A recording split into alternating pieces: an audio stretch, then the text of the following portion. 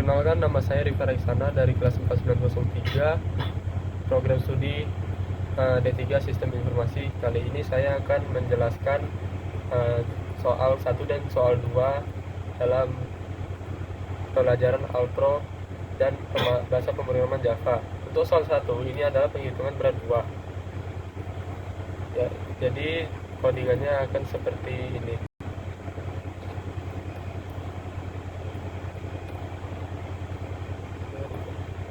Jadi fungsi import ini apa? Import ini untuk mengaktifkan fungsi scanner, di mana scanner bisa membuat user untuk menginput data ke dalam suatu variabel. Di variabelnya ini. Nah, di dalam jadi public class ini seperti kerangka atau cetak birunya, public static adalah pintu agar bahasa Java-nya bisa atau program Java bisa membaca codingan yang kita buat. Nah, sebelum kita ingin merunning program yang kita buat, kita harus mengcompile dulu. Compile-nya itu adalah java dan nama filenya soal 1.java. Oke, berarti sudah berhasil compile karena di .class sudah ada. .class berfungsi untuk agar bahasa Java bisa membaca keseluruhan dari codingan yang kita buat. Oke, yang pertama adalah scanner ini. Scanner ini fungsi apa? Scanner ini agar bisa memunculkan inisialisasi atau mendeklarasi dari scanner itu sendiri. Seperti contohnya deklarasi scanner ini saya buat dengan nama xc, sehingga nanti ketika ada untuk menginput dari suatu variabel menggunakannya adalah contoh seperti ini, xc.nextDouble. Lalu di sini ada tipe data string, double, dan integer. Jadi tipe data string itu adalah tipe data teks, double adalah bilangan berkoma, dan integer adalah bilangan bulat. Nah, di sini adalah nama variabelnya. Setelah tipe datanya itu adalah nama variabel. Lalu di sini ada juga tipe data boolean. Boolean ini tipe data yang variabelnya memungkinkan memiliki dua status yang berbeda, yaitu true dan false. Di sini saya menggunakan looping while. Jadi dalam looping while ini bergantung kepada kondisi status. Ketika dia true, maka codingannya akan diulangi lagi atau di looping. Ketika statusnya false, maka yang akan muncul adalah codingan yang di bawah. Oke, dalam codingan ini ada dalam while, ketika karena statusnya sudah saya set menjadi true, maka while-nya otomatis akan berjalan, yaitu yang akan jalan duluan adalah seperti ini. Kita jalan sambil menjalankan Java-nya. Jadi Java soal 1 dan Java soal 1. Nah, yang akan muncul pertamanya adalah penghitungan berat buah, karena saya membuat sysout perhitungan berat buah yang ini di luar dari while, sehingga ini tidak termasuk dalam looping. Nah, yang akan muncul berikutnya adalah masukkan berat buah, dan variabel untuk berat buah sudah saya masukkan dengan nama berat. Nah, di sini saya masukkan variabelnya karena kita pakai xc.nextDouble dan tipe data dari variabel berat itu adalah double, maka kita bisa memasukkan contohnya 155. 155 contohnya. Nah, setelah berat ini sudah kita input, maka otomatis yang di bawahnya variabel daftar berat akan menambahkan isinya menjadi 1. Jadi awalnya kan 0. Jadi ketika kita sudah menginput berat, maka akan menambah 1. Nanti fungsinya akan saya jelaskan di bawah. Lalu lanjut ke dalam fungsi if, else if, dan else if. Jadi ini adalah kondisi. If ini merupakan kondisi. Jadi dalam kondisinya itu di dalam kurung ini. If berat lebih dari 150, seperti yang saya input, misalnya yang saya input nih, masukkan berat buah 155. Jika kondisi ini terpenuhi, maka akan jumlah besar akan plus atau akan bertambah 1. Nah, ketika kondisi yang di atas tidak terpenuhi, maka yang akan dijalankan adalah kondisi di bawah. Jika yang kondisi di bawah ini tidak terpenuhi, maka akan dilanjutkan terus-menerus sampai ke bawahnya, dan ketika tidak ada yang terpenuhi, maka outputnya akan error. Atau bisa aja kita buat else, lalu sys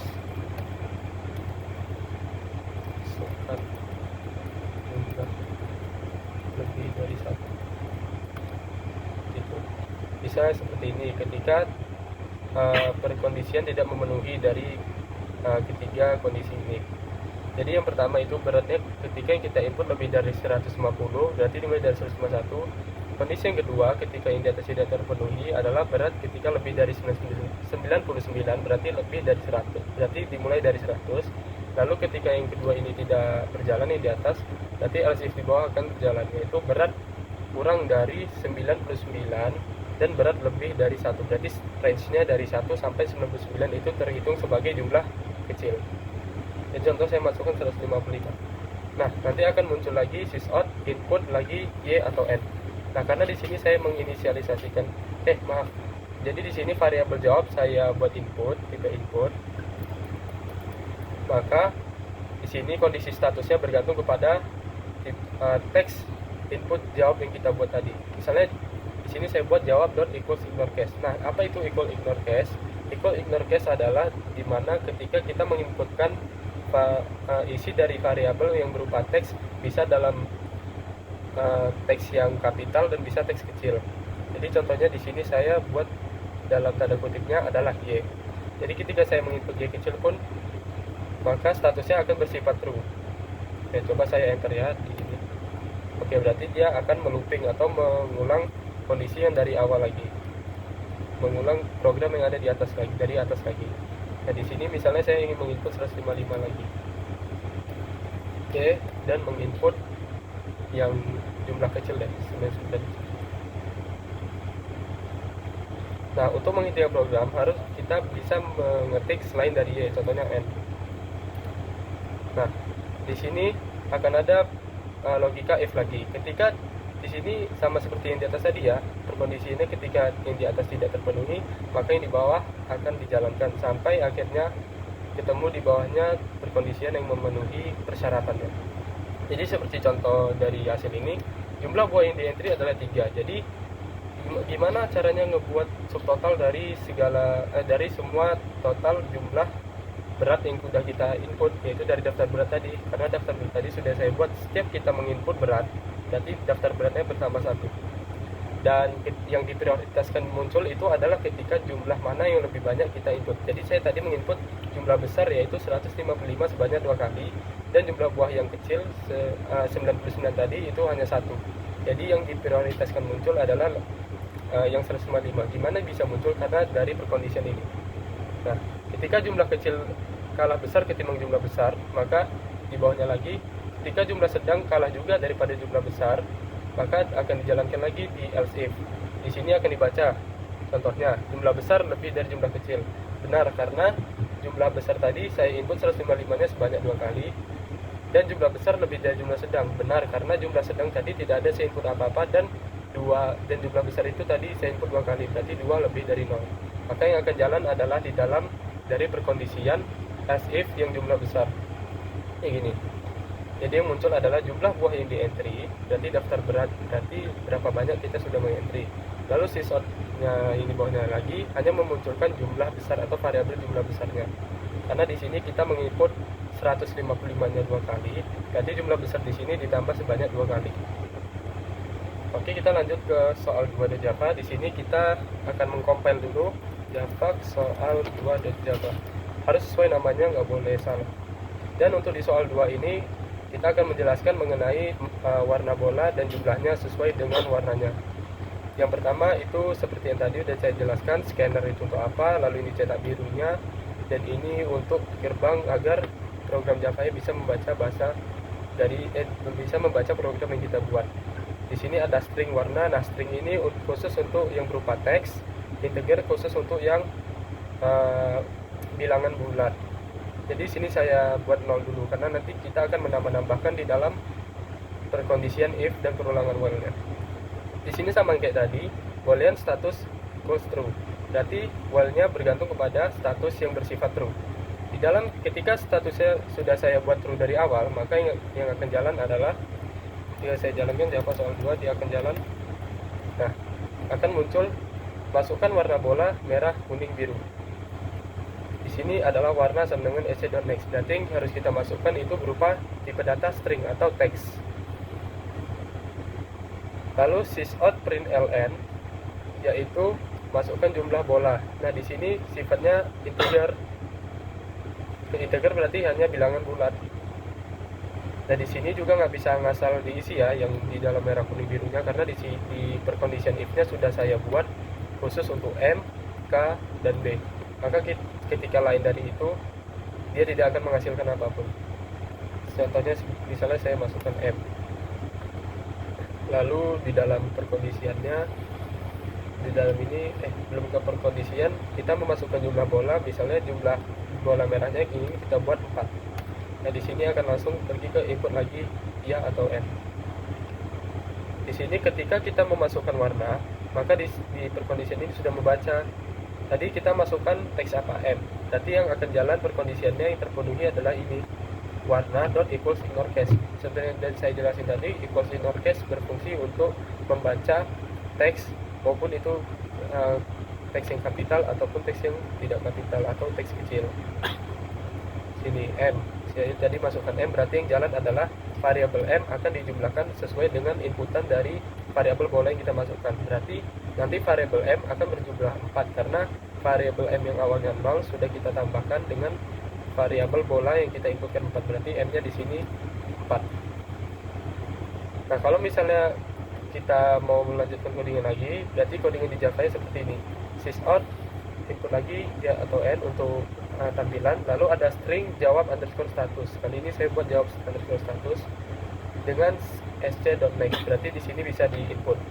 Nah, ketika sini statusnya akan membaca ketika status sama dengan jawab underscore statusnya teksnya y kapital ataupun y kecil karena pakai equals ignore cache, maka kondisi while-nya akan tetap true dan akan berjalan lagi dari awal.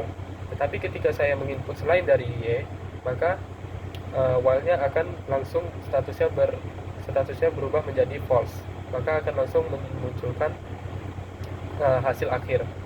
Jadi contoh saya inputnya saya y, berarti saya ingin menambahkan lagi 3, 8, saya ingin stop n. Nah, di sini akan memunculkan jumlah akhir dari tiap warna dan juga jumlah dari semua warna. Jadi untuk memunculkan jumlah dari semua warna itu bisa untuk menambahkan dari masing-masing variabel di dalam tanda kurung ini. Jadi M ditambah B. Jadi tadi M-nya ada 4, lalu kuningnya ada 8, berarti 4 tambah 8 12. Berarti di sini akan muncul 12. Untuk merahnya tadi 4, kuningnya ada 8. Karena saya tidak menginput biru itu tidak menginput biru sama sekali, maka B-nya akan menjadi output 0 di sini.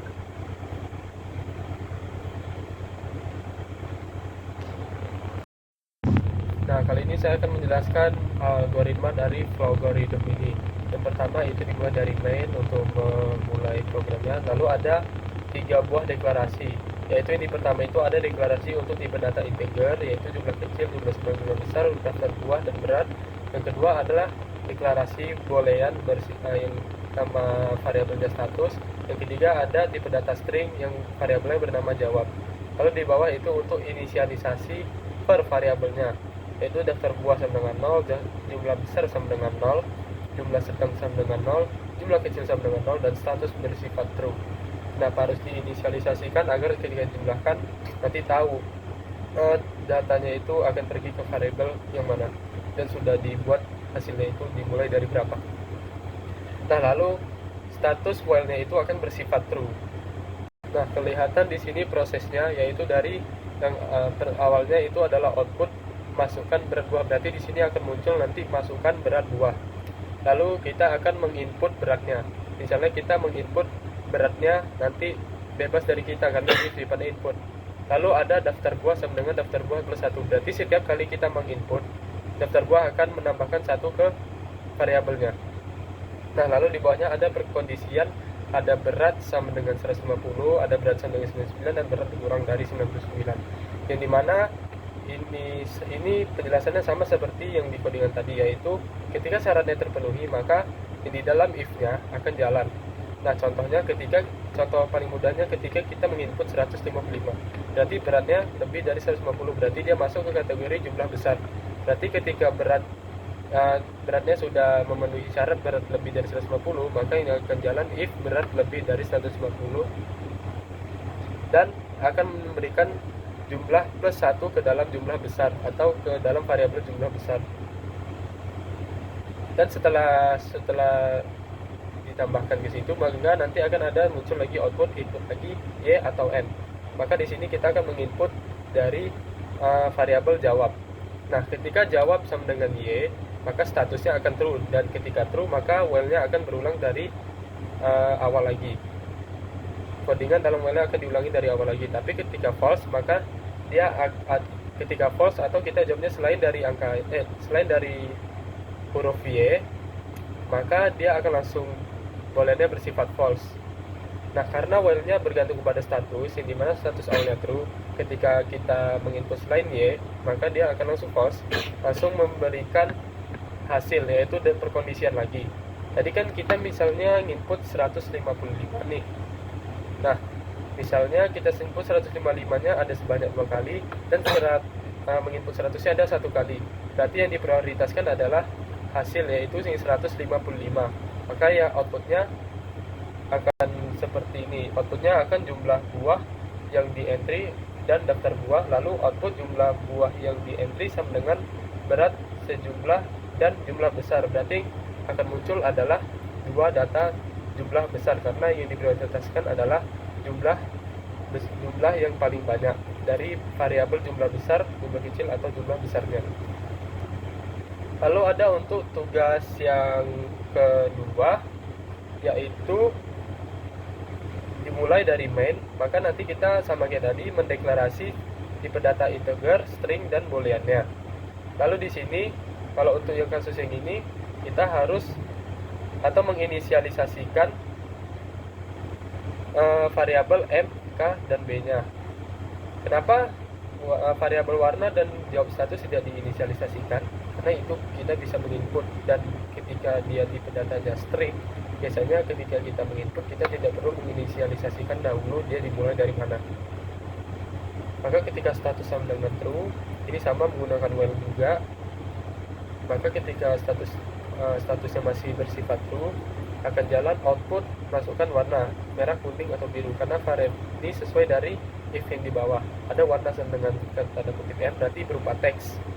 Nah, yang harus di input itu harus M, K, atau B, nggak bisa selain dari 3 ini.